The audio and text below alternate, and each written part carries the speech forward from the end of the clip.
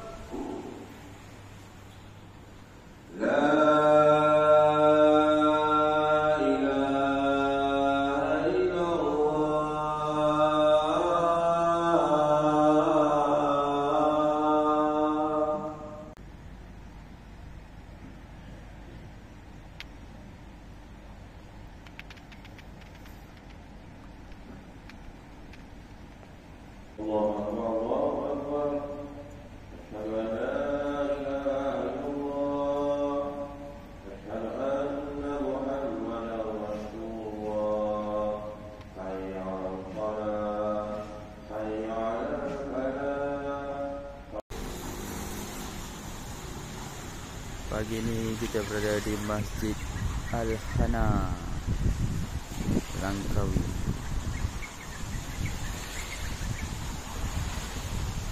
Jadi inilah suasana di luar pekarangan masjid.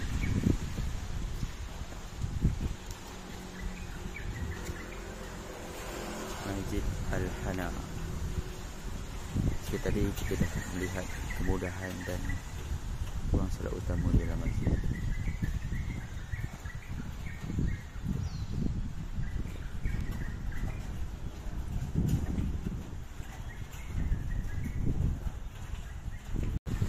Ruang parking berbumbung, gazebo, dan terdapat Al-Hanaki dan pejabat imam di bahagian pekarangan masjid. Dan di sana terdapat pejabat dan tandas lelaki dan wanita di belakang. Terdapat seperti landscape ataupun taman di tengah-tengah ni, dipenuhi dengan pokok dan tanaman, serta diletakkan dengan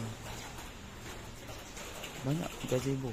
Bagus nak pegang gazebo, kerusi duduk untuk jemaah yang ada tempat duduk, dan ada bahagian kafe yang disediakan dalam masjid.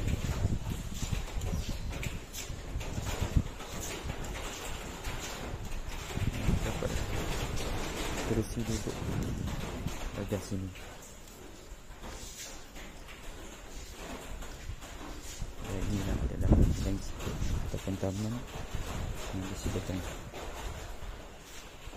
Cantik untuk bergambar dan mengambil gambar sekejap.